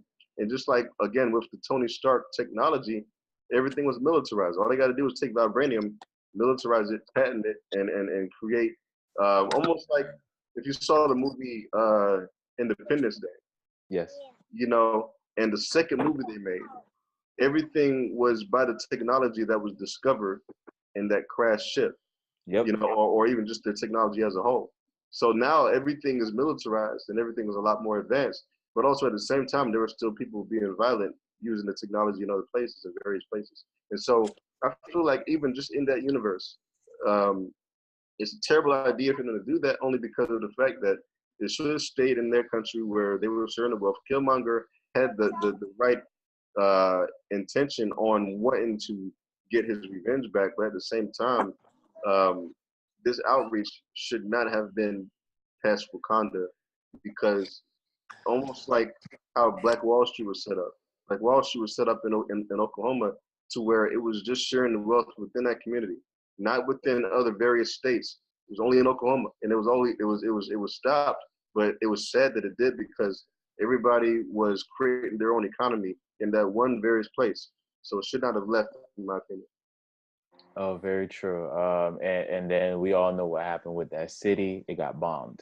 The second, like literally, we was producing our own doctor, just like I was saying earlier. We were doctors, astrologists, teachers, Mm-hmm. schoolings, transportation, and then out of nowhere, there's like a hero replica of Hiroshima kind of bomb just Yep. dropped, an atomic bomb, excuse me, just dropped on the city, and it's like, y'all really don't want us to thrive like this? Like, y'all really Exactly. don't want us to just have our own? Like, we're separating ourselves from you. The war had just finished. I believe World War I had just finished. It was in the 30s. The Union stuff had just wrapped it up because the Union was mainly created for the people that was coming from overseas. That was for them, not for us. When we came out of slavery, yeah, we had the jobs, and because we was the ones doing majority of the jobs. So they created the union to say, hey, we want jobs too. We're living here too. Where's the jobs for us? All the black people getting the jobs. What's going on? Y'all doing all this complaining? Cool. Y'all can have the fucking jobs. We're gonna go to OKC and we're gonna do our own thing. Oh, we don't like that either. Bomb. We're gonna bomb you. Exactly. What can I do? Like, what else can I do? Right. And it's the same today. Like, I get a car, I get pulled over. Why you in this Rolls Royce? I can't have a Rolls Royce. Like, what's wrong with me having a Rolls Royce? It's a never ending chain reaction. Well, I don't want to say never ending because it can end, but it's an ongoing chain reaction. So my next question now is shifting to the women. What was the hindsight in a sense, or what did you think? Matter of fact, what did you think of the women in the movie? Period. Anybody? Yay! Okay, well, I feel like the women really portrayed what a lot of the women in this society are the opposite of right now, only because the woman that is portrayed in our society right now that people see on TV is just the just by the body, not by the mind. You see the intellect, starting with Shuri. You know, her intellect, even as a young woman, Turn off also that light. really portrays big time. You know, and it also shows that, you Turn it know, off. a lot of women who are trying to do something even in our country are sometimes overshadowed, even in the social media spectrum, by people who are just flaunting their body around. But at the same time, you see a strong woman that's in the is it Dora? I can't think of the name. Dora. I forget what their Oh, the army name? is called. Right. Yeah. The jury Marie, something like that. Jury Marie, yeah. So compared to Jury Marie, very, very strong, defending, very protective over just what they believe in, and also the loyalty. Because you notice that Okoye was very loyal to the throne, just not to one person. She was loyal to the throne, because when Killmonger came to the throne, she was loyal to the throne. She wasn't going to just try to overthrow. She probably did an oath and was going to do all she could to defend her land. And in Wakanda, it wasn't just the throne; it was also her land. You know, so Nakia was going to protect T'Challa, but there was a big protection factor that I saw that was very, very profound to me. So the women that I saw portrayed in Black Panther, very, very strong-willed. The intellect was even stronger, but at the same time, their resolve and their ability to not give in and to overpower to a certain aspect was something that I really, really caught. So that's my take on that. Okay. My take a little bit on just the women alone. Yes, they were beautiful. All of them, they were beautiful. And what I mean by beauty, meaning that it wasn't just the facial or the features or bodily features. Like every woman that was represented in that movie that spoke, even if we go back to Civil War, and before Okoye was the main traveler and protector of T'Challa, there was another one, and she met face to face with Scarlet Witch, and she's like, either move or you will be moved. Straight face, like no playing games. This is not something that you want to go heads up with. And of course, everybody knows Scarlet Witch to be one of the top women in Marvel that could go hand to hand combat. But this is a different level, and she's not ready. And the representation in reality, in real life, is not everybody do know this or know of it. Is and I read up on this years ago. But these women were the ones that were considered female terminators towards the European colonizers, because they literally started warfare against any infiltrator that came into present day, what is called the Republic of Benin, or Benin, if I stated it or corrected, if I stated it correctly. And they were called the Dahomey Amazons. And the Dahomey Amazons was a group of Black women or African women that were highly skilled in martial arts, just like how you saw in the movie, martial arts, and they protected the king. They protected their own village. They protected their own people. And if you cross them, I feel sorry for you. It's not going down like how you think it's going to go down. Unless you think you're going to die, that's exactly what's going to happen if you cross these Dahomey Amazons. And another thing as well that a lot of people may not know of Wakanda is that type of mentality that the Dahomey Amazons are loyal to the throne. They're very peaceful women. They're mothers, but when it's time to defend the land, they're going to defend the land and the throne. They're going to defend their people and their families. This is the thing that a lot of people don't know about Wakanda, because not a lot of people read the comics of Black Panther. But if you are an infiltrator, if you are an outsider, and you're creeping through the woods, you're creeping through the jungle to say, yeah, we're going to go ahead and invade Wakanda. We're going to take the vibranium. We're going to do this and do that.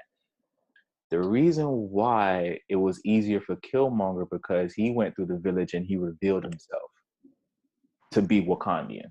Only difference, okay? If he did not have that, and he was just coming in through the village and he was just going through the woods or the jungle, he would have met booby traps. But before he met the booby traps, he would have saw people's heads on stakes in a line to show, if you think about coming through this jungle or coming through this land, this is what's going to happen to you. Right. See if you're bold enough to do it, and this is what's going to happen to you. The Dahomey Amazons, when they put in front of their village, they will behead the enemy or behead the European and put their head on stakes to show the other intruders or invaders to say, this is what we did to your people, because y'all trying to invade us and try to kill us off and do this and do that. This is what's going to happen to you if you even think twice and bold. If you're that bold to even walk past this lane, go ahead. Just go ahead. That's how bold and strong and powerful they were as just women alone. And then on top of that, you got Black Panther to fight. Look, bruh, I'm going home. I'm not going to mess with any of this stuff, any of it whatsoever. Any of it whatsoever. Maria, did you have any take on the women that was depicted in the movies by any chance? Well, I like that they are strength, strength and some softness. But the loyal, both of y'all hit it off. The loyalty. With the movie, I like that the way that they're portrayed. Number one, because I have a daughter. But you want your children nowadays to be that way. We want our girls to be that way. We can we can fight with the best of them. Yeah. We can do it. But for me, it also shows the loyalty, especially when she says, "You're not fit to be a king. You don't have the heart." So she's not thinking. She's thinking about her land. Mm-hmm. So that softness, The heart of the I people. like that. Yes, that softness, I like that, and the loyalty. So you guys just hit it. Yeah. For me, it was more. Well, I think all women are strong. You know, even the ones that don't know it yet, but at one point or another, that we have no way but to go up.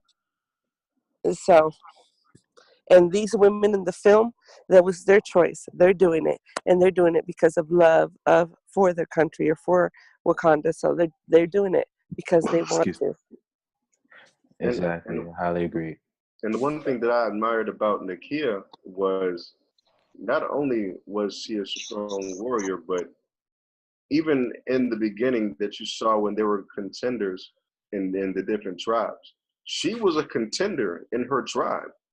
You know, Yeah. so that I picked up on. You saw the different people who were contending for the throne, or actually were asked to go up after Yuri was calling, or was Zuri was calling on them to do the challenge.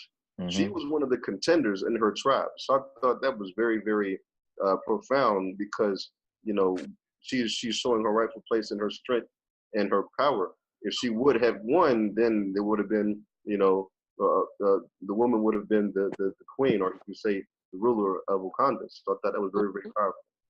Very true. There will be no challenge today. Like Right. exactly. So it really hit home with that. And what most of all, what hit home with me, um, it should like to briefly go back to Killmonger, how he killed his quote unquote girl, or the woman he was. I just see the woman he was using. Oh It God, made yeah. sense on it even hit home where, and when you're in your African lineage, you see how he treats his woman. When you're in the colonizer's lineage, you see how he treats his woman. And for once in a I have to say, a black movie, I am proud did not hear one time, bitch, hoe, slut. I didn't Yes. hear none of that. Not one, not even to the chick that got killed. Yep. I didn't hear it. Not And one. even yeah, even in that same token, and I don't want to get too far ahead too, but you also saw on the point to where Okoye was willing to either not kill, but at least take out her own husband for Yes. Wakanda. Yeah. So like that shows the strength of the woman in that movie. Exactly, and it also show how much love frequency is vibrating through that entire land, because he didn't he if it was a colonizer mentality, he would have charged that rhino forward straight through her to get to M'Baku. But Yep. because of who he is and who she is to him, he can't do anything. Even if he did try to charge the animal stopped dead in its tracks and licked her. And he told her, hey, you're gonna put your weapon down, or what? You gotta have to put your weapon down. He didn't even think twice, dropped it, and then he bowed to her, took a knee for her, not trying to hug her, not trying to, man, baby, I'm sorry. Come on, baby, I'm sorry. Like, he Basically didn't an do any high of that heel. stuff. Yeah. Nothing. He did the rightful thing because he knew who was in front of him. At the end of the day, whether that's the mother, period, of everything. That's the mother. I have to bow down to her. I have to respect her. I have to show my grace to her. If not, who am I? You know what I mean? So that was very powerful, in a sense. And the last topic we'll touch on, and then we'll end it for tonight. Because I think this went over everybody's heads. I know it did for me too. When I read the comic and read up on Black Panther, and watching Black Panther since the Fantastic Four cartoon in '94, I've always heard of vibranium, and I always related vibranium to gold. But when I watched the movie and I saw the depiction on how they used the vibranium movie-wise, just visually, because we've not ever had a cartoon Black Panther, and the closest one we had was the adult version on BET. That was the closest cartoon Black Panther we had, and that wasn't really, it hit home, but that wasn't much of an impact for worldwide like how this movie is. But I think Maria knows where I'm going with this, but vibranium alone, when I saw how they was using it, how they was speaking about it, I was like, wait a second. Are they talking about vibration? The vibration of the people, the frequency. And what I mean by vibration, Eric, is if you're not aware already, we're all vibrating right now. Yeah, and even the Earth's vibration. Yeah. Correct. And the Earth's vibration. So right now we're vibrating, like how you'll see the Flash vibrate. He'll do this and phase through a wall or whatever. We're doing that right now, but it's because of the actual visualization in the 3D realm. We don't look like we're fuzzing all over the place. And of course, the stability of the frequency that we're currently in at this time also. But moving forward, that alone was like, oh. And then when they spoke on how they use the vibranium for the technology, for the land, how the land is preserved, it's spoken ways where, okay, they're on a complete different vibration and frequency than everybody. Mm-hmm. Everybody. Not just element-wise, just everything in total. From how they carry themselves, how they speak, how they maneuver in the other world. Like when they go to the US and Europe, and when they go to those other countries, it's like they just blend right in. They don't look around like how you see in Coming to America, or like, Hakeem, this is great. Hello, I am Hakeem. It's nothing like that. It's like, right. I'm just a regular person going to the grocery store or something. It's normal. And it's like, wow, y'all just really. And it really caught my eye. Like the minute the movie hit, the movie came on, and I caught it. I was like, wow, they're on a different, they're telling us that they're operating on a different vibration and frequency, and you could be there as well too, because the way how they speak, the way how their mentality works, the way how they care for their women, the way how they care for the world, the way how they care for their people and their land, the way how they cared about entrusting other people into their own land, quote unquote, integrating, bringing it, still feeling some kind of way about a CIA agent, which I didn't like, because CIA, J. Hoover, he was a CIA agent. He was the main guy that took down Black Panther. So that was the connection with that. And also Black Panther starting in Oakland, that was another connection with that. So that I took that as they was paying homage to that. But just that alone, and him not being able to comprehend any of what's happening around him.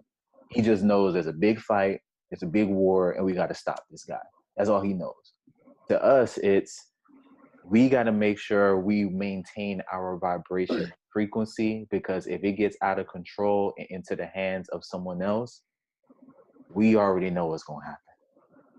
We already let one colonizer in. So with that being said, what was your take on the vibranium vibration frequency, what I just stated? What's your guys' take on that alone? Well, yeah. No, go ahead, Maria. No, yes, I can see that point. I can see your view, what you're saying, and yes, it's their connection. They flow. The technology they had, it flowed when the CIA, when he was in that plane maneuvering it, it just flowed from him. Exactly. Yes, and that scene, he was empowered some, and that was the vibration. That I can see that. Definitely. Eric?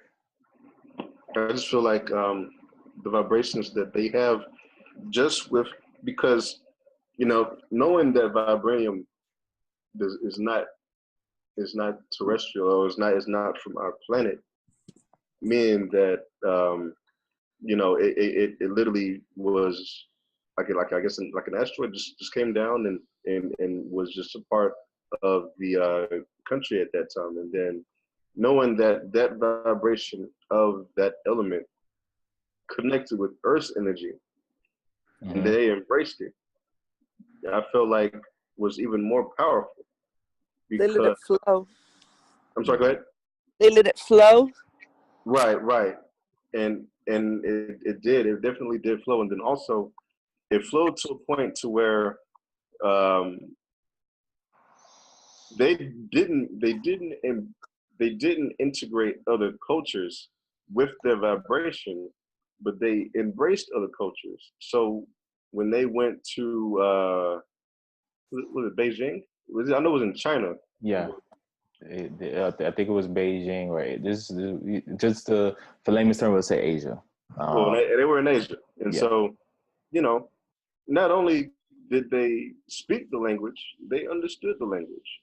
Right. You know, and then nobody knew it. And also, Nakia had a recent past with that area, you know, and so the vibrations are extremely heavy that they can understand other languages and not just their own, you know, and so they're in tune with the earth, in my opinion. Because they're in tune with vibranium, they're more in tune with the earth, and then also their true nature. And so I feel like, you know, that really did even strengthen them personally. I feel like that was even more of their strength, just being aware of the frequency and the vibration that they carry. And that's what really shook people outside, like the CIA agent and the people who were from the outside. Now, I don't think that even Killmonger had that kind of vibration, or maybe he did, but I feel like his vibration was a little bit different. It was more of a malice. It was more malicious than anything. Correct. Like I said, Killmonger was definitely on that wavelength. But again, when you are around an enemy for so long and you're learning from this enemy for so long, after a while you become the enemy. Well, I think there's a term where if you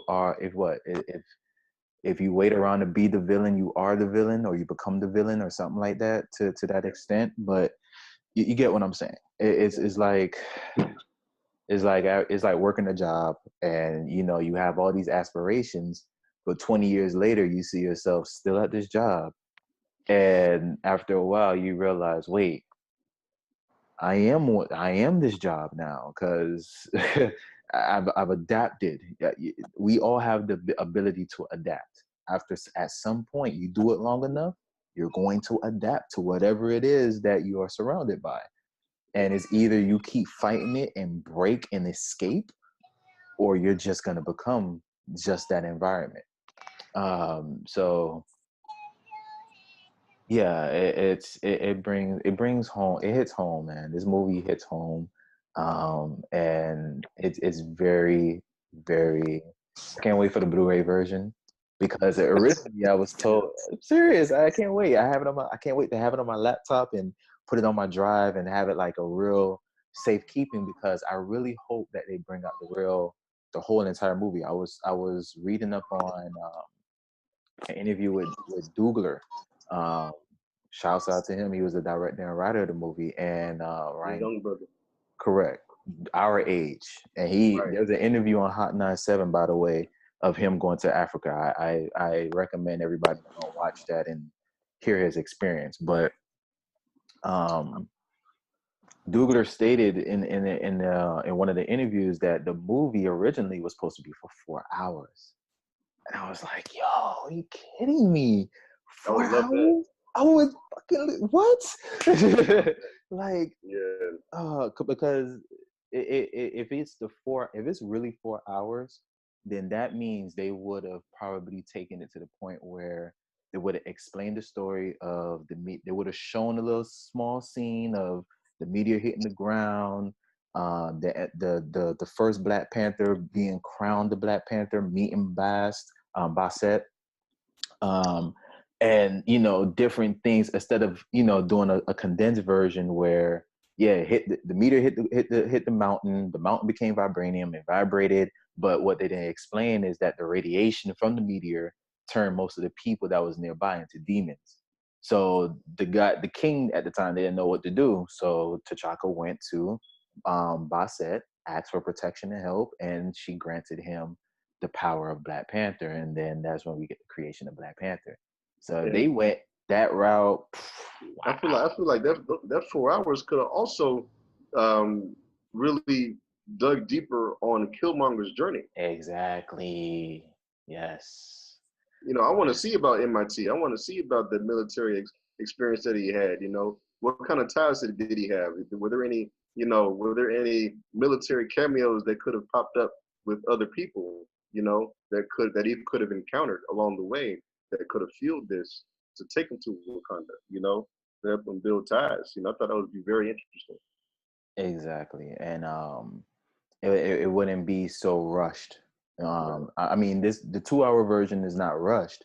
It's very well told, very specifically told, hitting just key points and elements. But for it to be 4 hours, I really want to know and see what this 4 hour. I really hope they put it on the DVD and say, yeah, this is the 4 hour cut, like how they did with Batman versus Superman and Justice League.